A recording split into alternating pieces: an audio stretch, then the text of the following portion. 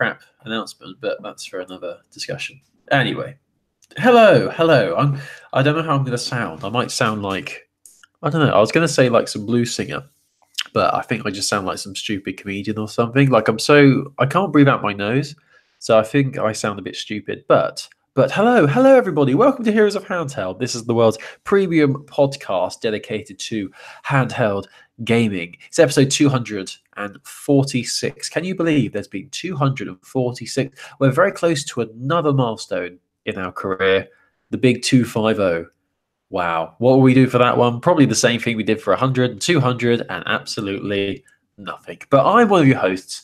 And as I said, we like to talk about handheld gaming. So Nintendo Switch, PlayStation Vita, PSP, Nokia, Sony Ericsson, Nokia phones, Engages, whatever. Our Game Boy Color, Game Boy Advance SP, the Game Boy Advance SP Special Edition that had the little flames on top of it, like the black flame tattoo thing. No, they were pretty cool. I mean, looking back now, a lot of people didn't like the Game Boy Advance SP. I didn't realize because people thought it was a bit too cramped on your hand because like the gamepad was quite small. They felt like you didn't have much room to maneuver, whereas the Game Boy Advanced had like the longer that the controls were on the left and right side of the screen, whereas the Game Boy Advance SP, the little gamepad at the bottom was quite small. I love my Game Boy Advance SP. Thought it was great. Spent many hours playing it. But I'm Colin, and that's Chris. He's another host. Hi, Chris.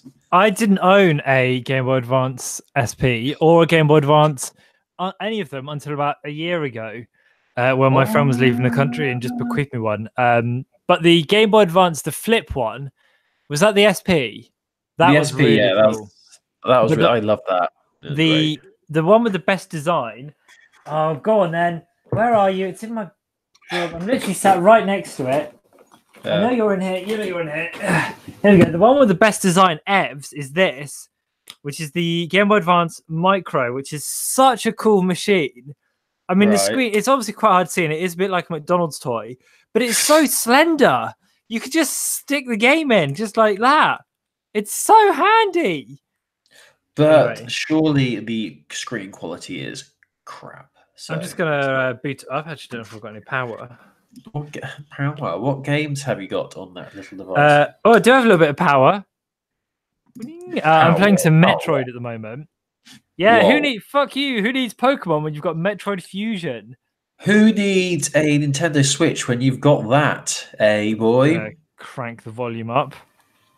Anyway, whilst Chris is playing that. No, I'm not really. I'm not going to do that in the middle of a pod. That's not fair to you. Colin, well, it's been... Yes. What have you been playing? 2 weeks. Well, my gaming has been quite limited. I have been playing Gears of War 4 again, which has nothing to do with handheld gaming because we've been playing that on my Xbox. But there's been some teasers of Gears of War 5 recently, and that's got me excited. Gears 4 is such a great game. The online is just amazing. Anyway, in terms of other gaming, I've been playing FIFA on my Switch. Same old story, really.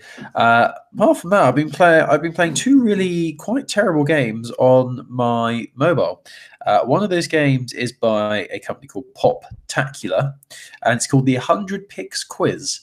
And God knows why I downloaded this. It was one of those things that when you're scrolling through Instagram, you see an advert for a game. It came up on there. And it's basically, you remember 4 Picks 1 Word and all those sort of games that were probably about 4 or 5 years ago. It's something like that. And you have a grid. There's 4 squares on it. And you have to guess what the picture is. So you don't see any part of the picture, a bit like catchphrase, and bits of the blocks fall away. You can tap one of the blocks and then it'll go away and then you can guess. But the more blocks that you tap away and the more of the picture you see, the less points you get when you guess what it is. So the trick is to look at because you've got a selection of letters at the bottom, is to look at the letters, see how many letters there are in the word, and try and guess what it is before you have to look at the script, look at the image. And there's different themes like architecture, animals, sports, band logos, things like that. So it's just one of those typical games. For the first actually 100 puzzles, there's no ads or anything. It's a free game. But then once you get to that point, then you get the pop-up ads and stuff. And at that point, I gave up and sort of just deleted it. So it did the trick when I couldn't sleep one night for about half an hour. But yeah, it's not very good. And another game I've been playing is Who Wants to Be a Millionaire? Amazing. As well. But this one I think is based on the American version because it's not in pounds, it's in dollars, which is a bit annoying. it's one of those games where you're playing against people from around the world, but you do question sometimes whether you are actually playing real people or whether it's just bots, because like some of the questions they get wrong are just ridiculous. It's like, what color is the sky? Blue, pink, orange, lavender, and they just get it wrong, and it's just like, okay, well, no one would get that wrong, so this is bullshit. I think with these games, like for the first few rounds, you're playing a bot who's terrible, and you think, oh yeah, I'm really good. You get all these coins, all these gems, or whatever, and then as soon as you play real people and you start losing, that's when you're like, oh shit. So, but they don't let that happen until you're too far invested and they've got your money or they've got you in. This one's free as well, but you can pay for more lifelines and things like that. Because with Who Wants to Be a Millionaire, it's 50-50, ask the audience and things like that. But it's all rigged, because when it gets to hard questions and you ask the audience, they all like they have a percentage of what the audience have gone for on the answers, and there's 4 answers to choose from, and it's all about the same percentage, like 25, 25, 25, 25. So well, that was a waste of fucking time, wasn't it? So yeah, I've been playing those two terrible games. Me and you, well, me and Colin met at university, and we had a friend who had a kind of fairly simple Android tablet, and we would sit in the college cafe and play Who Wants to Be a Millionaire every single day. We were so keen for it. I don't know how well you remember it, but it was, I mean, the game was frustrating then, because that's the thing, isn't it? I mean, it's just like the TV show where they give you such easy ones to start off with, and then by the end of it, you're just like, there's no way of, there is no way of knowing this at all. But I'll check that out. There's a big difficulty spike in it, which is annoying. But that's what I've been playing. Chris, have you just been playing your little Nintendo device? Has there been anything else? No. So I have. Now, we've been off for 2 weeks, and just 2 hours ago, there was a Nintendo Direct where loads of stuff was announced. Where, as a policy, we're not going to talk about everything that was announced because it's got such a busy show today, and it was 2 weeks ago. So even though we've not covered it on here, I don't personally think it would be very enjoyable for us to talk about 2-week-old news. But what I have been playing is Tetris 99, which was announced and released 2 weeks ago. Shit over this, like Battle Royale Tetris style, basically. Yeah, it is really, really good fun. So it's multiplayer Tetris, which if you've never played before, basically you're playing your own game of Tetris, but when you score different types of Tetris, you send what are called garbage lines to your opponents, which fill up the bottom of the screen. And essentially, you're trying to off your opponent by giving them so much garbage at the bottom of the screen that they can't cope, whilst managing with your own, because garbage lines can be cleared as well. And obviously, if you just clear off an individual line, then it's not going to do much. But if you clear off, a 4, and then you keep like the combo going, or you pull off the Tetris trick known as a T-spin, which is when you take the T-junction piece and slot it into place, you send more points, and it's really satisfying. It is difficult, because Tetris is stressful anyway, and when you're playing against other people, and the trick that Tetris does really well is you are playing so automatically, looking at the pieces and looking at what's coming next, that they do a really good job of making you know that you're being attacked and targeted outside of the screen, and suddenly it feels like you can be doing great, and then it just all goes to muck really quickly when everyone targets you at once. But as I said, I mean, obviously it's free at the moment. I don't know how money-wise whether there'll be anything like skins later on, or whatever. But for the moment, it's a really, really solid Tetris experience. It's very addictive, and because it is a battle royale, and if you go out quickly, you want another go to prove yourself. If you go out and it takes you a long time, you want another go because you're so close to winning. So it's really, really addictive in that sense. And yeah, it's free as long as you're a Nintendo Switch Online member, which obviously you need to then be to play online with people. I would really recommend it. I've been enjoying it a lot, and I think there's a lot the game doesn't tell you about kind of tactics and meta, and there's a whole targeting system which is probably too complicated to talk about now, but is worth looking up if you're wondering why you're not doing as well as you think you should be.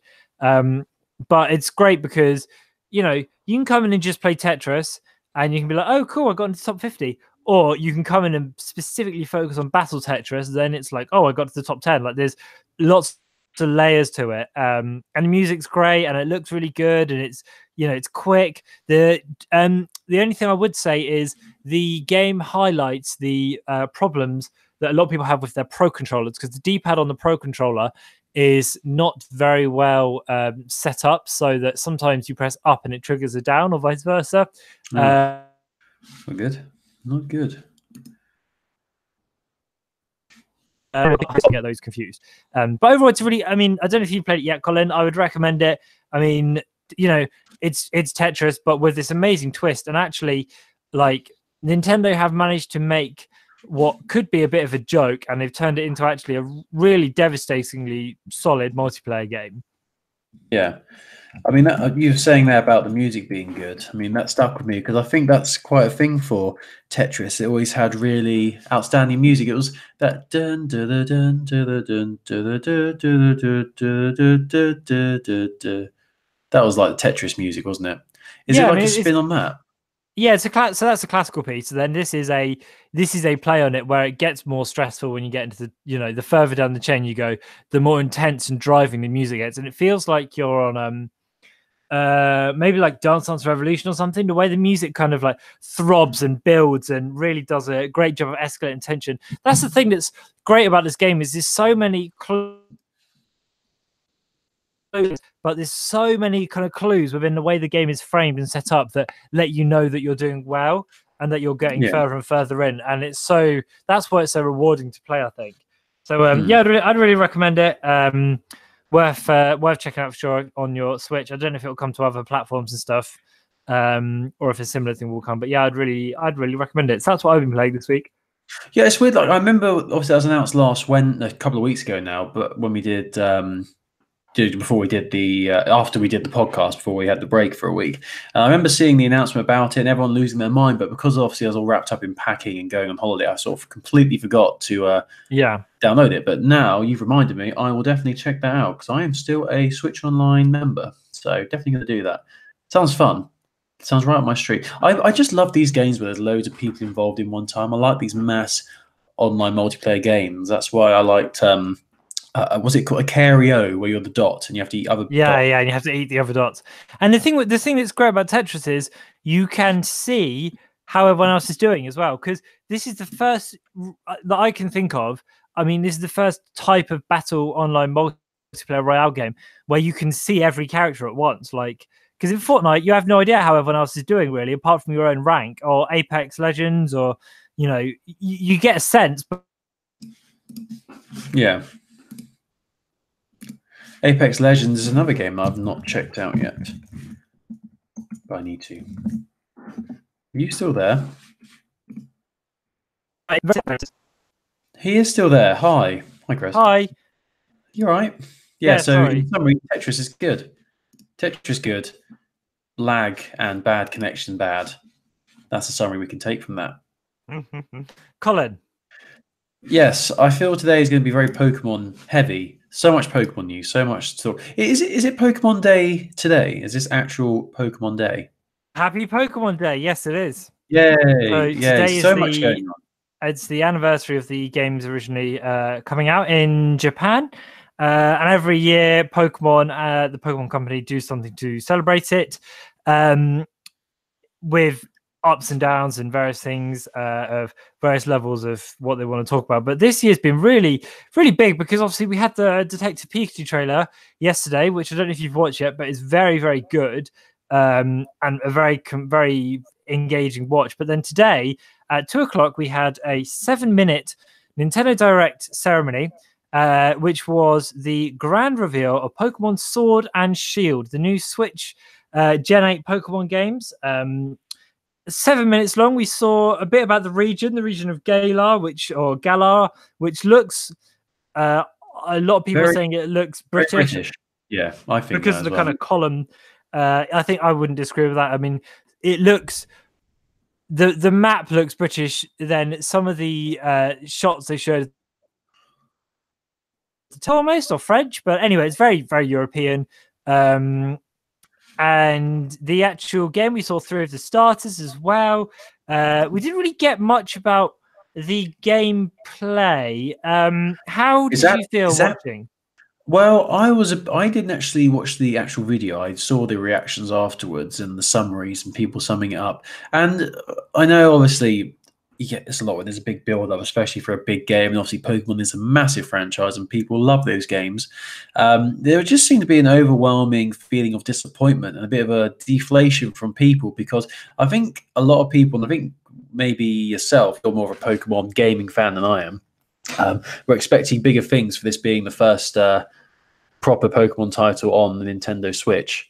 And really, it just seems like the same old thing again, like recycling old ideas. And obviously, it's a new world and new Pokemon and things like that. But apart from that, we didn't really get any information about what makes this unique and what makes this like something different and a new step in the world of Pokemon games. I mean, the new world looks nice. The graphics and the brief gameplay bits we saw look good as well, but nothing really in there to make us that excited. I mean, this is all just seems like a recycling of old ideas and what they've announced before, apart from there being different Pokemon.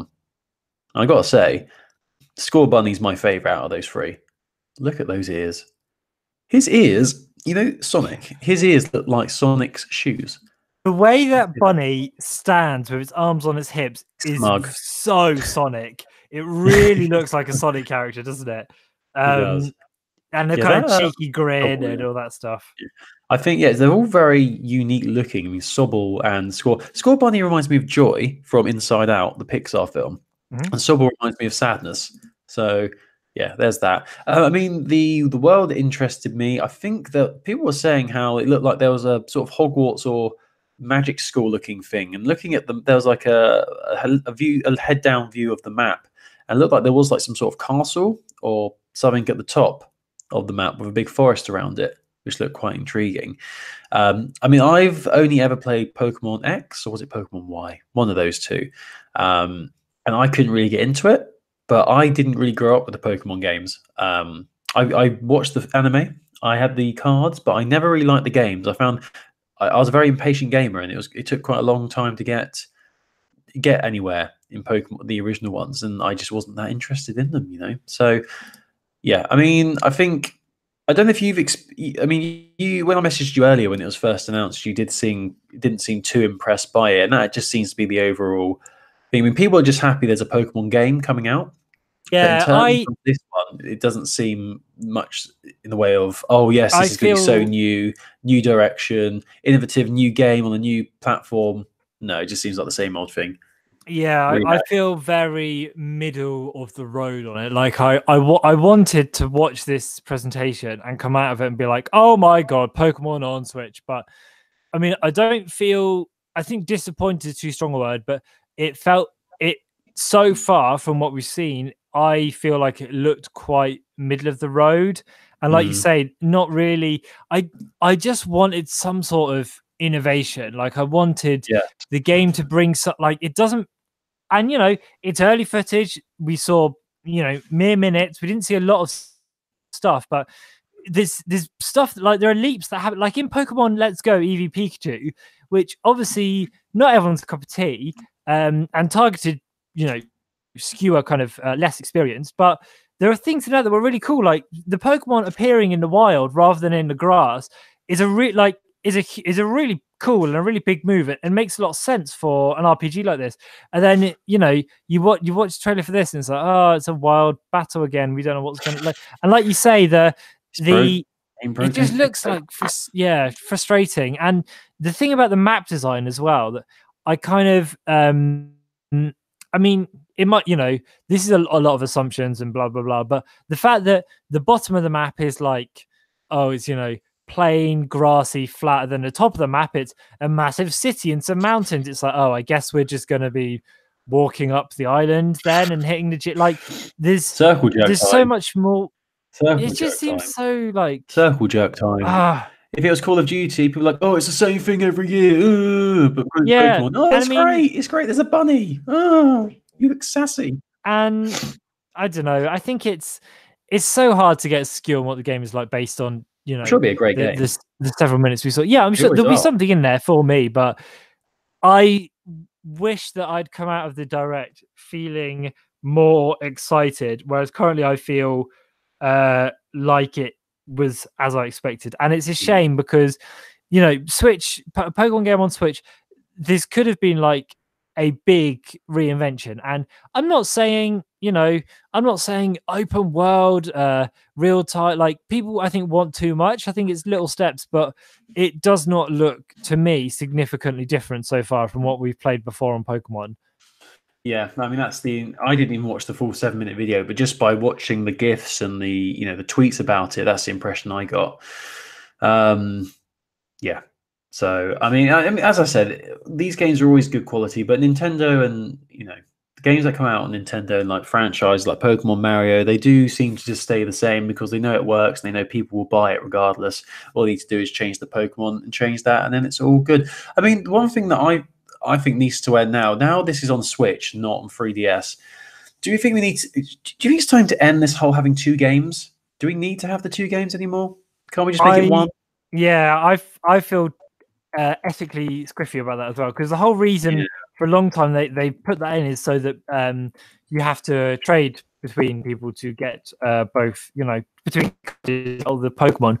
But now there's Pokemon Bank and so much stuff online, and I feel like this might be fair, but Switch games are more expensive than DS games were. DS games maximum retail, I think, were somewhere around the 45 mark. Probably top 39 at the most. Whereas some Switch games come out and they are £56. And I think asking people to buy £55 games just so they can have everything.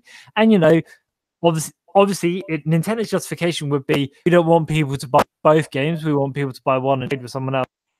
Now that games are expensive than they were on the other generation.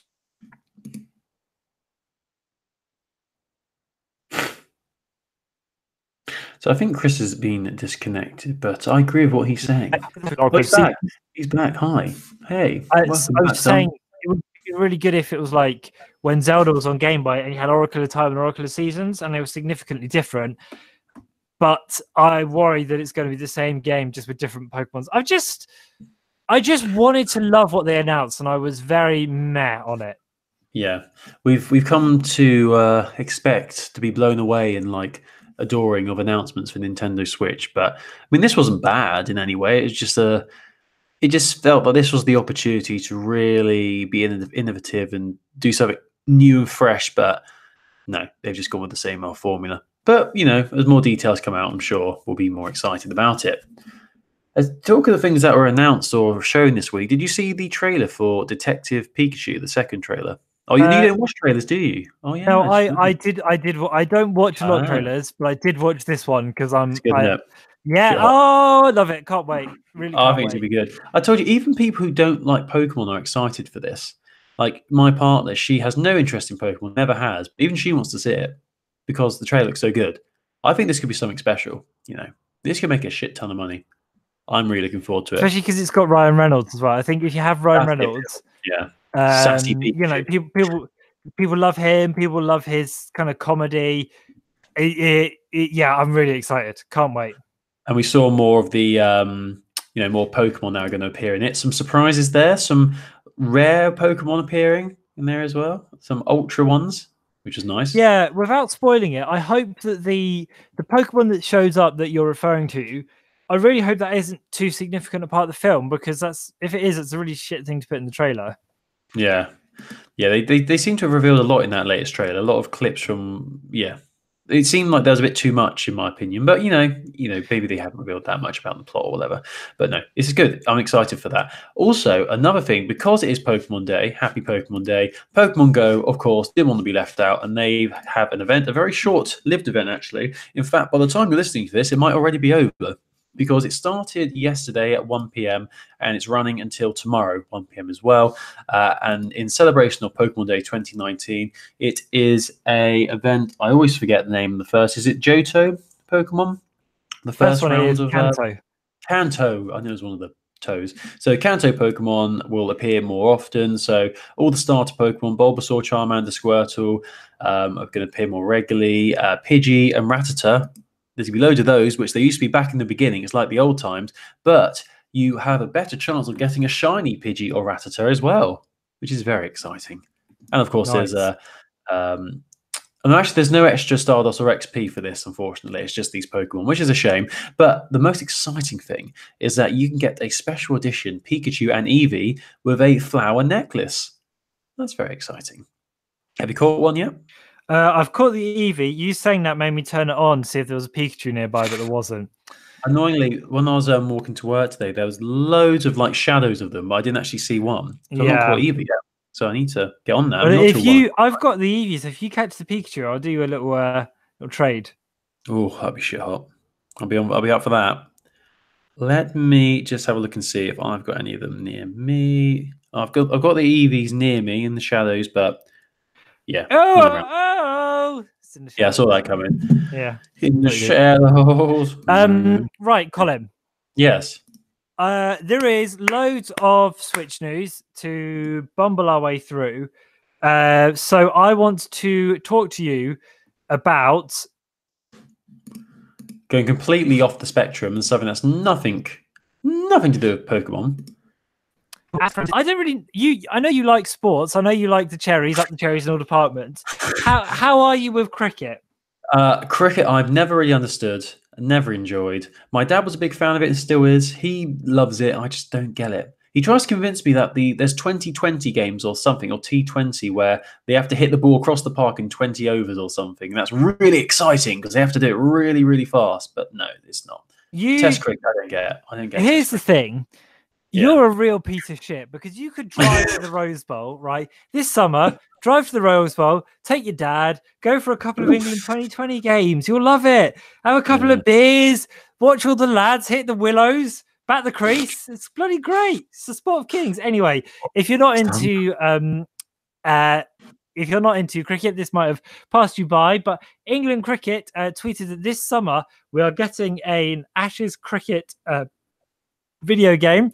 We don't know very much about it. The trailer is minimal at best, but cricket games can be great. Brian Lara cricket was very good back in when I was really into cricket games. It's a lot of strategy, Colin, a lot of tactics, a lot of defensive play. Where are you going? Are you going to put your defenders at going to put your fielders at silly mid off, or are you going for the longs? Or it's a good down in the gullies. Watch the slips. I love it. And I cannot wait for this. And one of the worst reviewed games from recent memory was the Ashes game that came out about 3-4 years ago, if I remember rightly. But this summer, Colin, it's on. It's on. That's what they say in their tweets. So maybe this will be a good game and it won't be shit. They won't lie. Has there ever been a decent cricket game? Brian Lara's cricket. Brian Lara cricket came out in 1999. Did you ever play stick cricket? I did actually, on the mobile. It was on mobile, it was on Flash, it was everywhere. That was a good game. That was top dollar. Yeah, I don't know. I think cricket games always struggle. I think to fully get the excitement of cricket into a gaming experience is very difficult, Chris. And I don't know. Yeah, especially if it's just the Ashes. Oh, it's such a limited market for that. Excuse me. There's only going to be people. There's only going to be people from England or Australia who want to buy this. So they've sort of singled themselves out, like from any other market. So don't know, man. I think the thing is with this game, what could potentially happen? I don't know, but potentially, cricket is a mixed popularity across the globe. But there are some specifically ex-British Empire countries that are mad keen on it, and a lot of parts of Asia and South Asia are really into it. So the thing with cricket games is, is it going to sell well in San Francisco? Probably not. But is it going to sell well in somewhere like Mumbai or somewhere like Sri Lanka? Of there, cricket is people. England as much they are a big brand, and even though they're not great, is something that a lot of cricket fans will watch, regardless of them not having a horse in the race. So the thing is, it could be one of those things where even though the game kind of swings and misses here, it could be like one of those massive hits overseas. That's what I would hope Nintendo and would capitalize on. A bit like Transformers films, because they always do really well in China, places like that. Yes, exactly. Yeah. Not a million miles away from it at all. I was just thinking about that actually, or something like something like Dota. I don't do as well as Dota, but something like that where the game is pretty big in America and pretty big in the UK, but in China or in Japan, oh boy. So yeah, watch this space. I mean, I'm not saying that's gonna happen, and I'd be very surprised. Maybe. Yeah, well, we'll see. We'll definitely keep a avid and keen eye on that. But let me click this little tweet actually, because it's only a tweet, so surely I can get this news story, and it's pretty self-explanatory. The fact that Saints Row the Third, the full package, is coming to Nintendo Switch on the 10th of May. Do you know what my favorite month is, Chris? Go on. May. Why May? Because Justin Timberlake sang about it. It's gonna be May. That's why I like it. It's nice. But now you get Saints Row. That'd be good. And it's the full package, Chris, not just the half package, it's the full thing. So, yeah, that's coming 10th of May. That's not that long away, actually. You think it's March on Friday, isn't it? So, yeah, only 2 months away. It's interesting this is Saints Row the Third, because there's been a fourth one since, hasn't there? Yes, I think there has, actually. You get this sometimes, though, where they'll just release a random one from a series on... they're doing that with Assassin's Creed, aren't they? They're bringing out... which one are they bringing out? Syndicate, was it? Or was it not Syndicate? It was, no, it's Assassin's Creed 3. That was it, yeah. So, yeah, it's just strange. They pick and choose which ones. Maybe they find out which one... or maybe they think which one's going to sell the best, or they see which one did most popular on other consoles and when it was released. Who knows? But yeah, it's good. More games. More games is good. I'd never played the Saints Row game. There you go. There's a picture there of someone dressed as a rabbit holding a baseball bat. Looks good.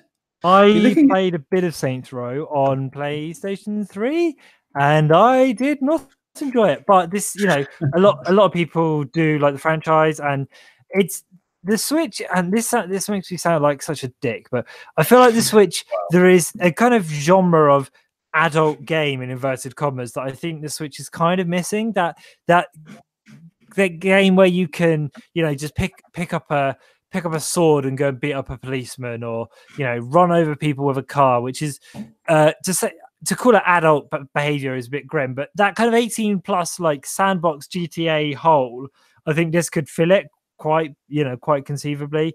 So maybe it'll do really well. It kind of depends on the quality of the port as well, doesn't it? Yeah, I guess so. I mean, most of the ports to Switch have been pretty good, actually. I can't really think of a bad one. The Skyrim one was amazing. That was really good. True. So good. Cool. Right. We're going to move on now because that was quite a small story. I want to quickly talk about something Disney, because that's my favorite thing in life, apart from Chris and games and food. I like Disney's in there. I'm quite a big fan, quite partial. So a game has been announced. It's a Disney game from the world of Disney's huge array of intellectual properties that they own, and this has been announced ahead of D23 this year. So, Chris, are you familiar with D23? Or yeah, the D23 Expo, to be more precise. It's the conference, isn't it, where they announce Disney projects and games and mobiles and films and digital and stuff and trailers and all that kind of stuff. Yeah, it's every 2 years, and it's a bit of everything Disney, really. I mean, one of the main things that people get most excited about is the updates and the new rides and things that are coming to the theme parks. I can't believe it's been 2 years since the last one, to be honest with you. I remember they announced all the, like Galaxy's Edge, the new Star Wars land and things like that. So that's coming up this year. And ahead of that, we've had details of a game that's going to be coming out. And this is from a company called Glue Mobile. And I didn't realize that an agreement was done back in 2018 where Glue Mobile obtained the license to develop mobile games using Disney and Pixar characters. So that's quite a while ago, February 2018. I guess it's only 12 months ago. We've not heard anything since, but we finally heard details of a mobile game that's going to be coming out. And it is a card game, apparently. And it's called Disney Sorcerer's Arena. And it's the firm's first title using these properties. And there's been loads of images of loads of different characters from the game. You're looking at this image here. It's Ariel from The Little Mermaid, looking very angry, holding a spear. And there is a trailer as well, a very brief little teaser for this. So we had a statement from Glue Mobile Senior Vice President and General Manager Mike Olson, who's bigging up this game. And this is, we've got very limited details at the moment, but he said, the game delivers a distinct, high-powered experience that is sure to delight Disney fans and RPG players alike. Disney Sorcerer's Arena has been developed by a talented and creative team in close collaboration with Disney, and they've worked tirelessly to deliver an immersive and stunning game players will love. As we move into the next phase of development, I'm incredibly excited to release a first look into this new world, and there's this trailer here. And there's also a quote from a person from Disney Parks Global. Sean Shawstopper also says it looks good as well. It's basically like Glue Mobile saying Disney are amazing and Disney saying Glue Mobile are amazing as well. There's very limited information on it at the moment, but I mean, you know, Disney property is good. It's always nice when Disney license out their intellectual property quite a lot. Over the past few years, it seems like you see Disney things everywhere. Like, I don't know how much they charge, but they must make a pretty penny from all these companies taking, like, because it was Mickey Mouse and Minnie Mouse's 90th birthday last year, like the amount of things that are out there Disney related because of it was insane. Like, obviously Primark is the biggest one in the UK. They have a huge market for their Disney t-shirts and Disney clothing and things like that.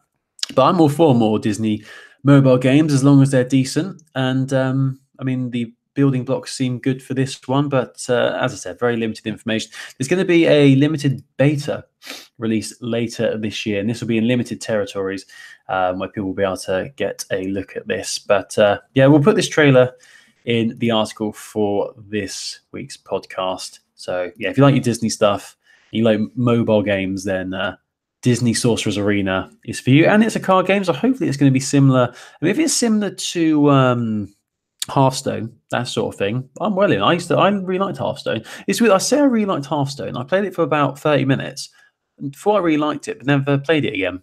So yeah, hopefully it's as captivating as that. That would be good. I hope it's not. Do you think it's going to be free to play? I don't know. You would imagine maybe you would have to pay. I don't know whether I don't know how many Disney Disney licensed games there are on the App Store. And I think most of them you have to pay for. Emoji Blitz was free. Yeah. I feel like it will be free, and I feel like you'll play it, and the microtransactions will put you off because you'll need energy to play card games, and you'll have to buy the Simba card for $6,000 Disney dollars. Otherwise, Mufasa dies. That's the kicker. Spoiler if you've not seen Lion King. The thing is, from a business point of view, I understand why these.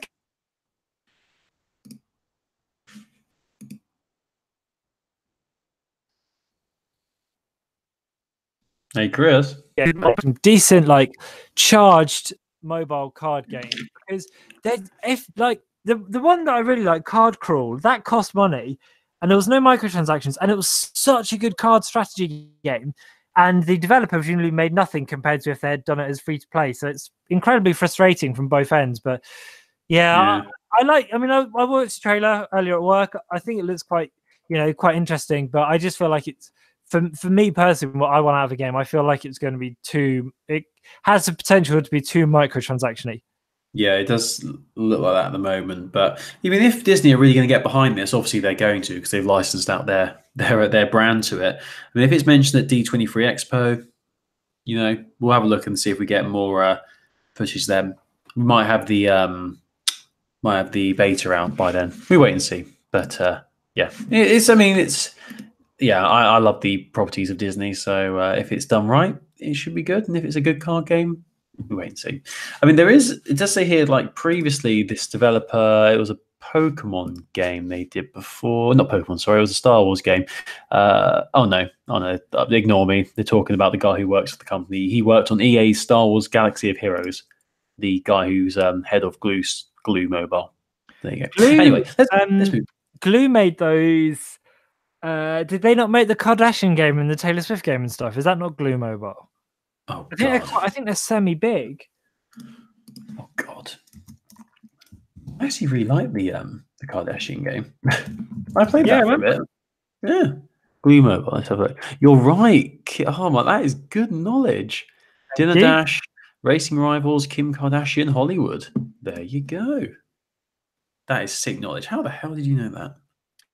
It's because I don't know many mobile studios, but I remember Glue Mobile because they've been making games on mobile for years and years, and I can picture that logo in my head. A couple more bits of news whilst we're just whizzing through is that the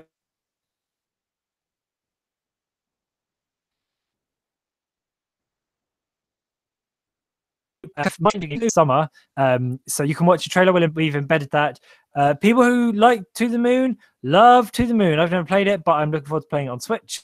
And you know, Switch and indies go hand in hand, so that should be a good get. Looking forward to that. But the last bit of news I wanted to talk about, Colin, Yeah. and this is a biggie, and it's not surprising, but it is a little. I'd say it's a 3 out of 10 surprisings. The Super Smash Bros. Melee will not be at EVO 2019. Now, EVO is the big fighting game tournament, and every year they rotate the games that are there. Some of them have been there for, you know, there's something from like Assault Calibur and Mortal Kombat, Justice, Tekken, those sorts of things. And previously, Super Smash Bros. Melee has kind of consistently been there for the last half a decade, if not more. There was a point where it was looking to be cancelled when Nintendo didn't want it there, and the fans kicked off, and they said, and Evo and Nintendo and the fans all came to an agreement. No, Melee is still going to be there. And now there is not going to be Melee at Evo anymore. It will just be Super Smash Bros. Ultimate. This is quite a big moment because this is Nintendo kind of officially really saying, we think we've made a fight. We think we've made a game here which is better for the fighting game community than Melee was. And I mean, Melee was always slightly contentious anyway. And Sakurai has previously said that he sees the game not as a fighting game but as a party game. But this is quite big, and the kind of hubbub that I've been seeing online about it has generally been pretty kind of well received, kind of like it's time for Melee to move on. And Ultimate is such a good game and so much better than the last Smash Bros. Game in a lot of way. But this is pretty big news from Nintendo, and fair play to them for, you know, pushing ahead with it. So, just so, because I'm not really in the know of this sort of thing, Super Smash Bros. Melee, that's the one that came out in 2001. That is the GameCube game, correct? That is old, man. It's very old. So they were still having that at this expo. They were, yeah. I mean, it's a staple of the fighting. The thing with Melee,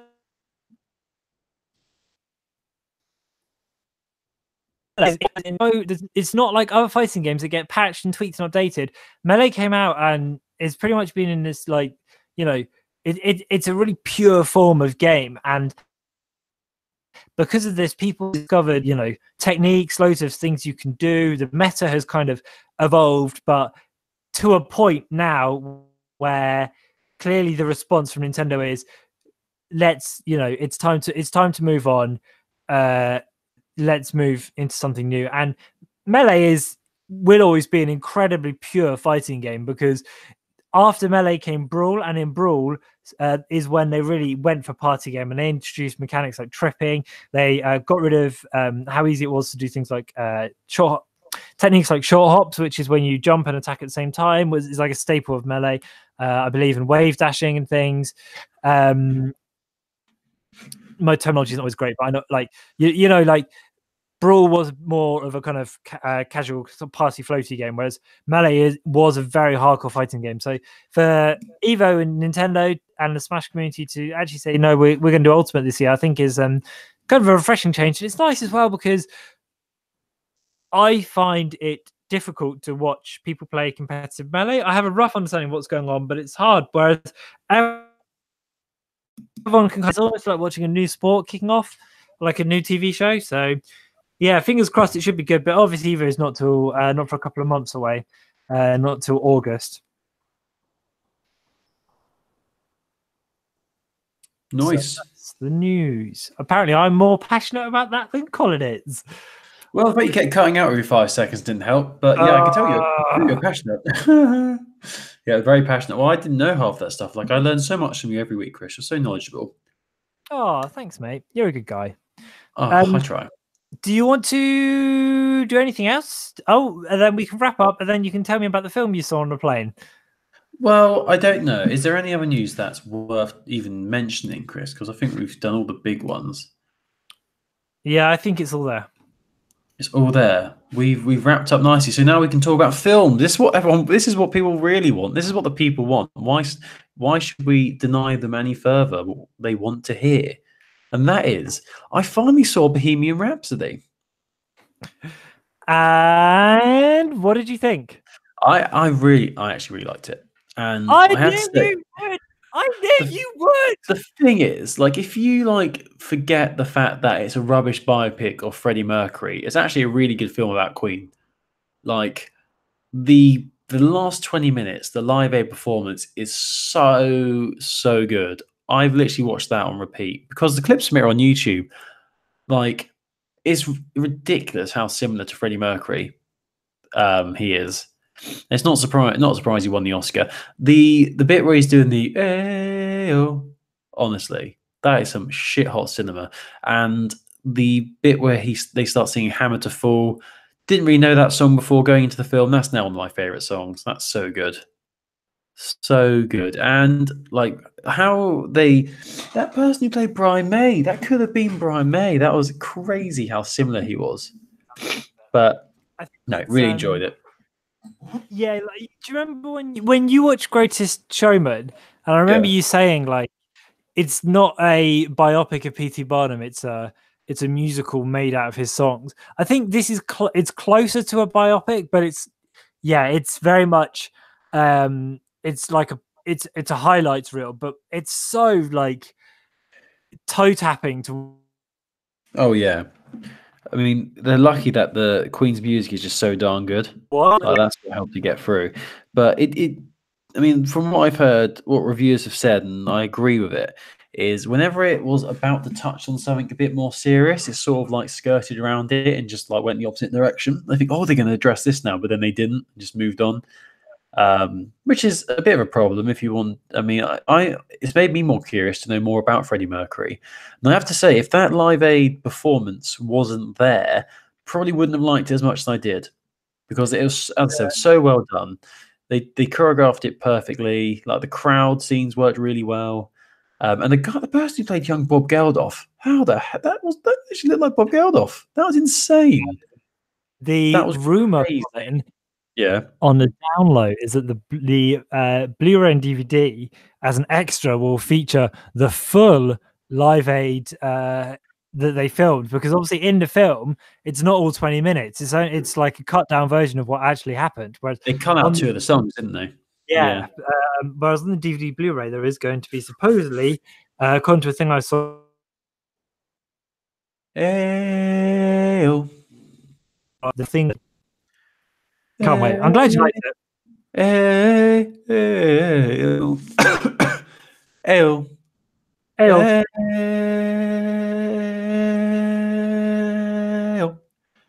Ayo. Oh, so good. Captivating that man. This made me, if I could see any band live in any form, like, and I could like bring people back from the dead, it would be Queen with Freddie Mercury as lead singer, because that would be an experience. So good. He was the Greatest Showman.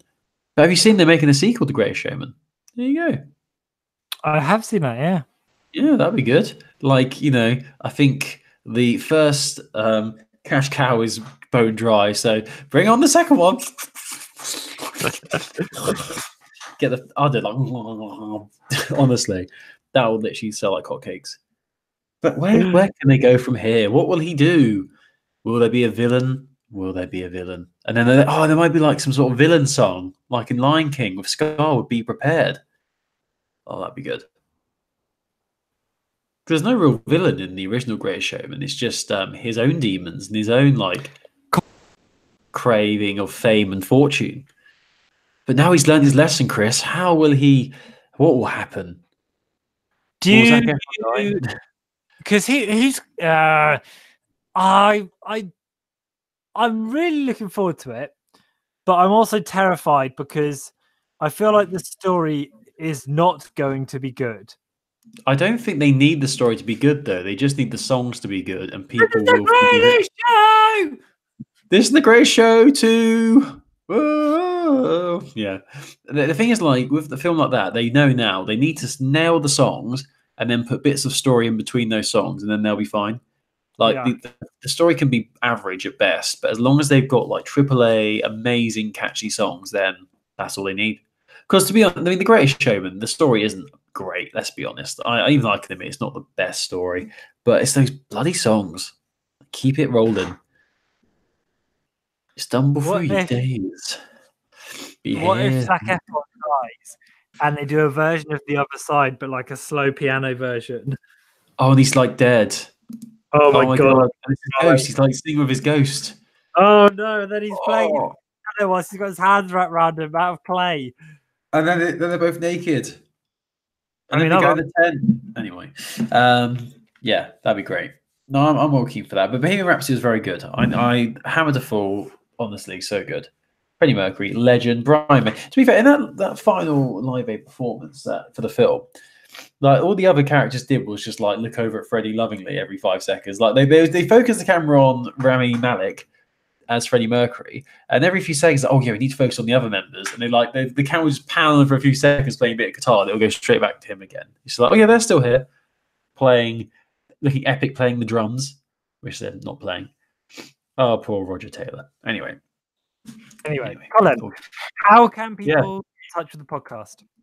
Well, there's so many ways, but the main ways that you can stay in contact with us here at Heroes of Handheld Towers is by email, and that's heroesofhandheld@gmail.com. We are on Twitter at Handheld Podcast. We're on Facebook, all over the place. Just search Heroes of Handheld on Google and we'll come up. You can even listen to all the previous episodes of our podcast by going to heroesofhandheld.wordpress.com. And if you go to the website, there's also a contact us button where you can send in your thoughts through the form there. We're on iTunes, we're on Stitcher. Just as I said, just Google us, we'll come up. This is Heroes of Handheld. We record every Wednesday, we upload every Wednesday, and we bring you all the latest news from the world of handheld gaming, so you don't have to bother Googling it yourself. We just get you all the important info, give it to you. That's all you need in life. That's the bare necessities in life will come to you if you listen to our podcast. So thank you for listening. We'll be back next week with the episode, the extravaganza episode that is 247. I think when we first started this podcast, we said, you know what? We made a pact. Like episode 247 is going to be special. It's going to be something special. Something about that number. I've been planning 247 for years. Ever since when the fireworks go off outside your door. Yeah. Ever since episode 121, we knew 247 was the one where we'd peak. Anyway, thank you for listening, everybody. We're back next week, same time, same place. Don't forget to contact us if you've got any thoughts. We'll speak to you soon. Goodbye. Sorry, my internet is shit, but I love you.